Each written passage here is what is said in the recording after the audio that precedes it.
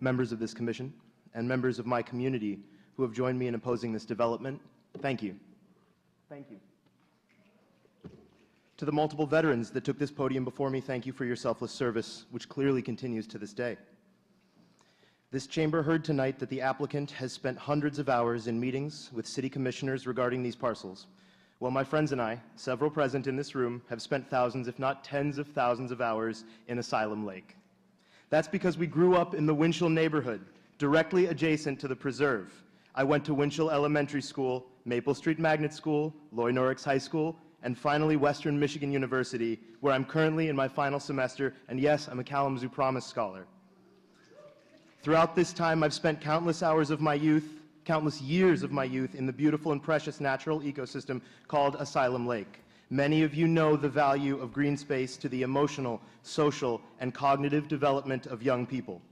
In Asylum Lake Preserve, my friends and I cultivated foundational core values: courage, commitment, compassion, stewardship, integrity, discernment of right and wrong, community, leadership, and the interconnectedness of ecological systems.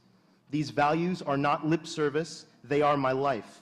Presently, I am the executive director of a local nonprofit that works with WMU to train and employ WMU students to some of the world's worst refugee camps. We call this program the WMU Global Leaders, and I'm proud to see a couple of them in the room with me tonight.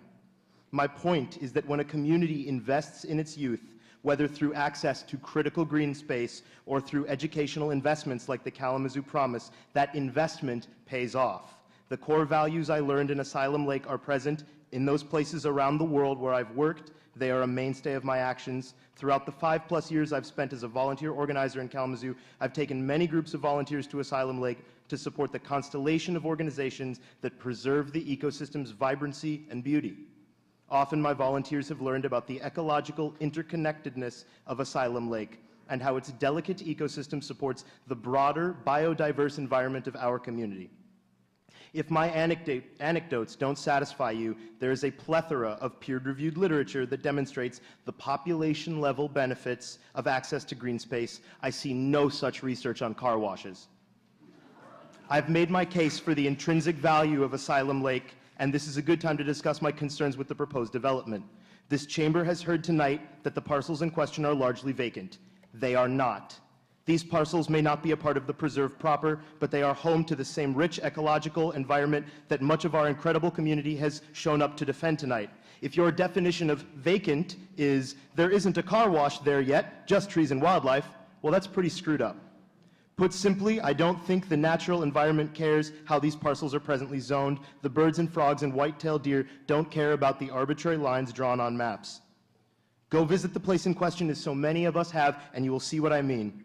We've also heard a callous dismissal of environmental concerns. It's flatly absurd to suggest that a massive car wash won't pollute the natural environment. Light and sound pollution, as well as vehicle fluids, will almost certainly challenge the delicate and shrinking ecosystem of Asylum Lake. And if I had a nickel for every time I heard the phrase master plan tonight, I could buy the property in question and make sure it never sees a car wash. If the master plan of our city doesn't protect our dwindling green space, perhaps we should revisit that master plan too. That is no defense against the overwhelming voice resounding in this room in opposition to this proposal. I mentioned minutes ago that Asylum Lake and the years of recreational enjoyment and natural wonder that my friends and I experienced there as a child contributed to the development of our core values. Among my core values are courage to speak up, commitment to the earth, commitment to every living thing. To the deciding bodies present in this room, what are your core values? I leave you with a quote by John Moyer, the great American conservationist.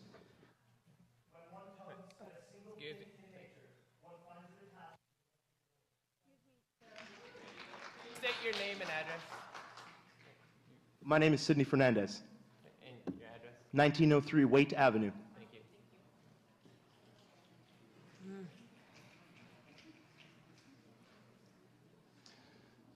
Hello, Commission. Hello to my friends and neighbors of Kalamazoo. My name is Roland Bissonette. I live at 2506 Winchell Avenue. I grew up in Kalamazoo. I also attended Winchell Elementary, Maple Street Magnet School, Loy Norrix High School, and am currently enrolled at Western Michigan University. This proposal is absurd. When I first heard mention of a car wash being built on Asylum Lake Preserve, I thought it was a joke, only no one was laughing. This matter is deadly serious, to our community, and it is ridiculous that it has even gotten this far. I have spent the last 8 years of my life working with youth with the YMCA, both here and abroad, and I teach them many things, including the idea that just because you can do something does not mean that you should. This is something that I teach children as young as 6 years old, and something the applicant seems to have missed entirely. And I ask you, the Commission, to consider what you will tell the children who are deprived of the natural spaces in Kalamazoo when they are growing up, the next generation. I spent hours and hours, countless hours of my childhood at Asylum Lake Preserve, growing and learning. And there is nothing that can replace the natural spaces that you are threatening to take away from us. I just went for a walk along the proposed area for a car wash with my girlfriend, and she was telling me about how her track team in high school used to run along the paths that will be eliminated by this development. And I don't have any statistics or numbers or quotes. I simply have my feelings on the matter, but I do have one thing I would like to say, and that is something that I tell all of my children who I work with the YMCA, and that is the story of the Lorax by the late, great Dr. Seuss. If you are unfamiliar with this story, it is about a greedy businessman who destroys a beautiful, pristine environment for no reason other than greed, money, and a product that nobody needs. And that is exactly what we are facing here today.